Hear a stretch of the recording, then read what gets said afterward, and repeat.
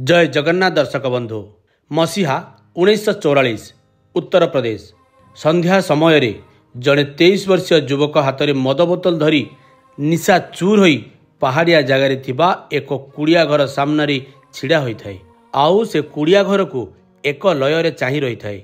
से कुड़िया घरे रोहुथिला जड़े बेश्या, मात्र से बहुत वर्ष पूर्वर बेश्यावृत्ति छाड़ी सारी। निशारे चूर थिबा व्यक्ति जनक घरटी एक लय चाही रहिबा सह पद्मा पद्मा कही बाउली होउथाय। सते जेमिति पद्मा पाई तार एमिति अवस्था। ता पद्मा डाकरू ही जना पड़ुथाय पद्मा ही तार सबकिछि। पद्मा पद्मा डाकी व्यक्ति जनक घर भितर को पशिबाको उद्यम करे तो से घर भितर यौवन हरैथिबा जणे वयस्क स्त्री लोक आसी ताकू प्रतिरोध करती। हाथ में धरी मद बोतल को फोपाड़ी दे एमिति किछि कथा कहती जो कथा शुणी लोकर निशा ओह्लै जाए। चतुर्दिग बुलिबाकू लगे। मु तम माँ परी, तमे एठू चली जाओ। पूर्व जन्म तमे तमर सबकिछि हरई देइथिलो, ए जन्म कौन पुणी थरे सबकिछि हरई दब? दर्शक बंधु, ए दुई जण किए आउ एमानंक भितरे संपर्क कौन? पुनर्जन्म कथा से स्त्री लोकटी से लोकटी को कौन पई कहिला? आपण माने सबु प्रश्नर उत्तर पाइबे। बास आपण माने भिडियोटी को शेष जाए देखंतु। और जदि आम चैनल को सब्सक्राइब करि नाहंती ताले एबे सब्सक्राइब करि नियंतु। 7 फेब्रुआरी 1921 उत्तर प्रदेश बरेली रे बिसेन चांद कपूर रो जन्म हुए। छुआ को 10 मास हेले किछि किछि कथा कहवा आरंभ करती। ए कथा समस्ते जानती। बिशान किंतु थिला भिन्न। ताकू जेतेबेले 10 मास से पीलीभीत कहवा आरंभ करे। से पीलीभीत कहवा देखी समस्ते आश्चर्य हुअंती।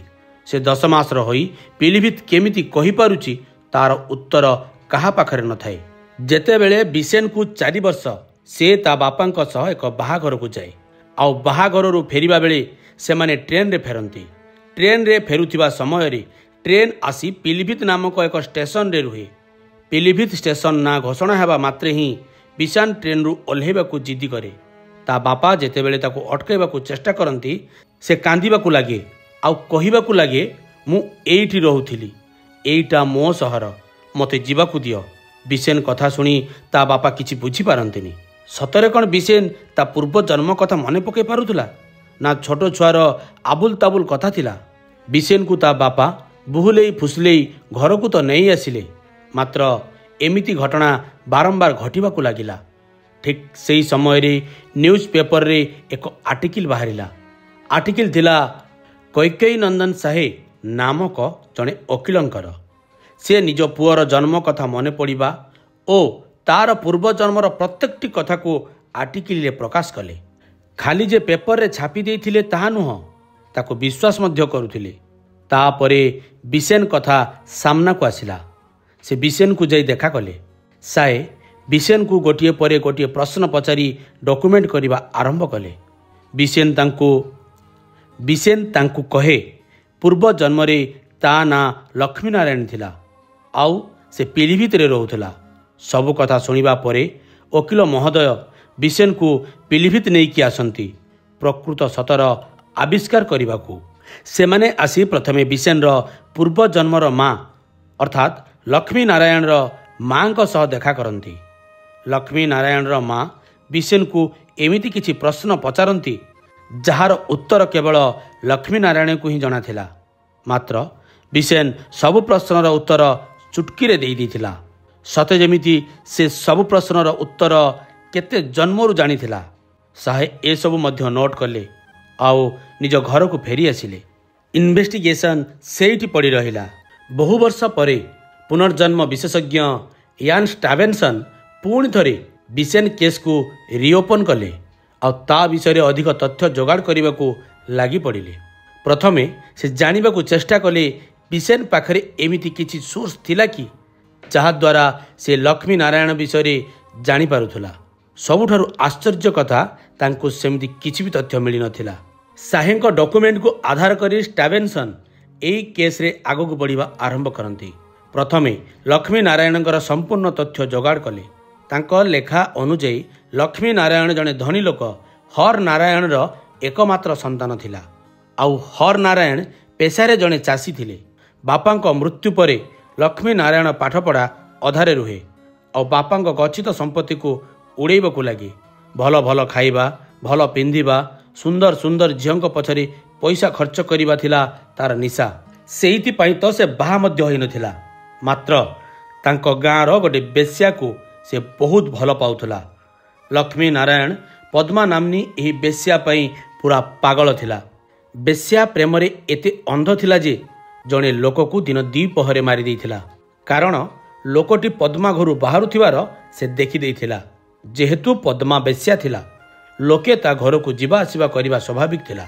ମାତ୍ର ଲୋକଟି ପଦ୍ମା ଘରୁ ବାହାରୁଥିବାର ଦେଖି ଲକ୍ଷ୍ମୀ ନାରାୟଣର ରାଗ ମୁଣ୍ଡକୁ ଚଢ଼ି ଯାଇଥିଲା। ସେ ଆଗ ପଛ କିଛି ଚିନ୍ତା ନ କରି ଲୋକଟିକୁ ଗୁଳି କରି ଜୀବନରୁ ମାରିଦେଲା। ପୋଲିସ ତାକୁ ଧରିବାକୁ ଅନେକ ଚେଷ୍ଟା କଲା ସତ, ପଇସା ଦମ୍ଭରେ ଲକ୍ଷ୍ମୀ ନାରାୟଣର କିଛି ବି କ୍ଷତି କରିପାରିଲାନି। ଆଉ ତାପରେ ଲକ୍ଷ୍ମୀ ନାରାୟଣ ପିଲିଭିତ ଛାଡ଼ି ଶାହଜାହାଁପୁର ସିଫ୍ଟ ହୋଇଗଲା। ଶାହଜାହାଁପୁର ଯିବାର କିଛି ଦିନ ପରେ ତା ଦେହ ଖରାପ ହେବା ଆରମ୍ଭ ହେଲା। 5 ମାସ ଯାଏଁ ବିଭିନ୍ନ ପ୍ରକାର ରୋଗର ଶିକାର ହୋଇ ବିଛଣା ଛାଡ଼ିବାର ସୁଯୋଗ ପାଇନଥିଲା। ଶେଷରେ 15 ଡିସେମ୍ବର 1918ରେ 35 ବର୍ଷୀୟ ଲକ୍ଷ୍ମୀ ନାରାୟଣ ସବୁଦିନ ପାଇଁ ଆଖି ବୁଜିଲା। ଲକ୍ଷ୍ମୀ ନାରାୟଣ ଜୀବନରେ ପଦ୍ମାର ଜାଗା ଥିଲା ସ୍ୱତନ୍ତ୍ର। ତାରି ପାଇଁ ସେ ବାହା ହିଁ ହୋଇନଥିଲା। ପଦ୍ମାକୁ ରକ୍ଷିତା ଭାବରେ ରଖି ତା ସହ ହିଁ ରହୁଥିଲା। ବିସେନ ଜୀବନରେ ମଧ୍ୟ ସେ ସବୁର ଛାପ ବାରି ହୋଇ ପଡ଼ୁଥିଲା। ବିସେନ ମାତ୍ର 5 ବର୍ଷ ବୟସରେ ରକ୍ଷିତା ରଖିବା କଥା ନିଜ ବାପାକୁ କହିଥିଲା। ବିସେନ କହିଥିଲା ରକ୍ଷିତା ସହ ସେ ସମୟ ବିତାଇବାକୁ ଚାହେଁ। ଯେତେବେଳେ ବିଶାନର ପୂର୍ବ ଜନ୍ମ କଥା ପ୍ରଚାର ହେଲା, ପଦ୍ମା ତାକୁ ଦେଖା କରିବାକୁ ଆସିଥିଲା। ବିସେନ ପଦ୍ମାକୁ ଚିହ୍ନି ପାରି ତା କୋଳରେ ଯାଇ ବସିଥିଲା। ପଦ୍ମା ଏସବୁ ଦେଖି ଆଶ୍ଚର୍ଯ୍ୟ ହୋଇଗଲା। ବିସେନ ପଦ୍ମା ସହ ଘଣ୍ଟା ଘଣ୍ଟା ଧରି କଥା ହେଲା। ପୁନର୍ଜନ୍ମର ପ୍ରତ୍ୟେକଟି କଥା ଶୁଣାଉଥିଲା। ଏମିତିକି ତା ପାଇଁ କେମିତି ସେ ଲୋକଟିକୁ ମାରିଥିଲା ତାହା ମଧ୍ୟ କହୁଥିଲା। ଆଉ ତା ପାଇଁ ସେ ଆଉ କାହା ଜୀବନ ନେଇପାରେ ବୋଲି ଗର୍ବ ମଧ୍ୟ କରୁଥିଲା। ଯେତେବେଳେ ବିସେନକୁ 23 ବର୍ଷ, ସେ କାମ କରୁଥିବା ଅଫିସକୁ ପଦ୍ମାକୁ ଡକାଇଲା। ଏଥର ପଦ୍ମାକୁ ଦେଖିବାକୁ ସେ ଏତେ ଏକ୍ସାଇଟେଡ୍ ଥିଲା ଯେ ପଦ୍ମାକୁ ଦେଖିବା ମାତ୍ରେ ହିଁ ବେହୋସ ହୋଇଗଲା। କାହାଣୀ ସେଇଠି ସରିନଥିଲା ଦର୍ଶକ ବନ୍ଧୁ। ପୁରୁଣା ସ୍ମୃତିକୁ ତାଜା କରିବା ପାଇଁ ବିସେନ ସନ୍ଧ୍ୟାରେ ପଦ୍ମାର ଘର ସାମ୍ନାରେ ଆସି ପହଞ୍ଚିଗଲା। ପଦ୍ମାର ଉତ୍ତର କିନ୍ତୁ ଠିକ୍ ସେମିତି ନଥିଲା ଯେମିତି ବିସେନ ଚାହୁଁଥିଲା। ପଦ୍ମା କହିଲା, ମୁଁ ତୋ ମା ବୟସର, ଭଲ ହବ ତୁ ଏଠୁ ଚାଲିଯା। ପଦ୍ମା କଥା ଶୁଣି ବିସେନର ମନ ଭାଙ୍ଗିଗଲା। ତାକୁ ବହୁତ କଷ୍ଟ ହେଲା। ମାତ୍ର ପଦ୍ମାକୁ କିଛି ବି କହିଲାନି। ଚୁପଚାପ ନିଜ ଘରକୁ ଫେରି ଆସିଲା। ତା ପରଠାରୁ ବିସେନ ପଦ୍ମାର ଦ୍ୱାର କେବେ ବି ମାଡ଼ିଲାନି। ଦୁହେଁ ଦୁହିଁଙ୍କୁ ଆଉ କେବେ ଦେଖା ବି କଲେନି। 2 ବର୍ଷ ପରେ ବିସେନ ଆଉ ଜଣକୁ ବାହା ହୋଇଗଲା। ତାପରେ ବିସେନ ଓ ପଦ୍ମାର ଚାପ୍ଟର କ୍ଲୋଜ୍। ଷ୍ଟିଭେନସନଙ୍କ କହିବା ଅନୁଯାୟୀ ବିସେନ ଚାନ୍ଦର 46ଟି ବୟାନ ରେକର୍ଡ କରାଯାଇଥିଲା। ଶେଷରେ ଷ୍ଟିଭେନସନ ବିସେନ ସହ ଲକ୍ଷ୍ମୀ ନାରାୟଣର 22ଟି ସାମଞ୍ଜସ୍ୟ ଥିବା ପଏଣ୍ଟ ପାଇଥିଲେ। ଆଉ ଏହି 22ଟି ପଏଣ୍ଟ ଭିତରୁ ସବୁଠାରୁ ମୁଖ୍ୟ ପଏଣ୍ଟ ଥିଲା ହର ନାରାୟଣ ତାଙ୍କ ଘରର କୌଣସି ଏକ ରୁମ୍ରେ ଲୁଚେଇ ରଖିଥିବା ସମ୍ପତ୍ତି। ଏହି ସମ୍ପତ୍ତି ବିଷୟରେ ହର ନାରାୟଣଙ୍କ ଛଡ଼ା ତାଙ୍କ ପୁଅ ଲକ୍ଷ୍ମୀ ନାରାୟଣଙ୍କୁ କେବଳ ଏକଥା ଜଣାଥିଲା। ସେ ଦୁହିଁଙ୍କ ବ୍ୟତୀତ ସମ୍ପତ୍ତି ବିଷୟରେ ଆଉ କାହାକୁ ବି ଜଣା ନଥିଲା। ବିଶାନ ସେଇ ରୁମ୍ ବିଷୟରେ କହିଥିଲା। ସତକୁ ସତ ସେ ରୁମ୍ ତଳୁ ସୁନାର କଏନ୍ରେ ଭର୍ତ୍ତି ଗୋଟିଏ ଟ୍ରଙ୍କ ମିଳିଥିଲା। ଲକ୍ଷ୍ମୀ ନାରାୟଣର ଖରାପ ଅଭ୍ୟାସ ଓ ମେମୋରି ଯୋଗୁଁ ବିଶାନ ସବୁବେଳେ ଅଜବ ବ୍ୟବହାର କରୁଥିଲା। ତା କହିବା ଅନୁଯାୟୀ ସେ ଏ ଜନ୍ମରେ ଯାହା ବି ଅସୁବିଧା ଓ ଷ୍ଟ୍ରଗଲର ସାମ୍ନା କରୁଛି, ସେ ସବୁ ତା ପୂର୍ବ ଜନ୍ମ କର୍ମର ଫଳ। ଖାସ୍ କରି ସେ ନିରୀହ ଲୋକକୁ ମାରିବା। ବୟସ ଅନୁଯାୟୀ ବିସେନର ମାଇଣ୍ଡ ମେଚୋର୍ଡ ହୁଏ। ଆଉ ସେ ଲକ୍ଷ୍ମୀ ନାରାୟଣର ପ୍ରଭାବରେ କରୁଥିବା କୁ ଅଭ୍ୟାସଠାରୁ ନିଜକୁ ଦୂରେଇ ରଖେ। କୌଣସି ଚାକଚକ୍ୟ ଜୀବନ ନ ବିତେଇ ସାଧାରଣ ଜୀବନ ବିତେଇବା ଆରମ୍ଭ କରେ।